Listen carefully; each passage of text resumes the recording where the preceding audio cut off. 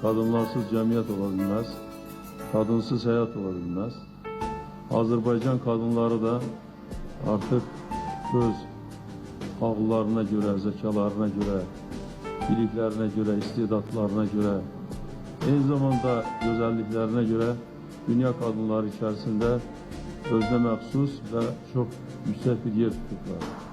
Ona görə də biz öz kadınlarımızla fəxr edirik.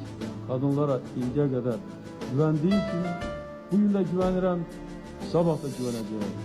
Mən sizin hamınızı sevirəm, hamınızı bağrıma basıram, hamınızı öpürəm eğer icazə versəniz və sizə can sağlığı, xoşbəxtlik arzu edirəm.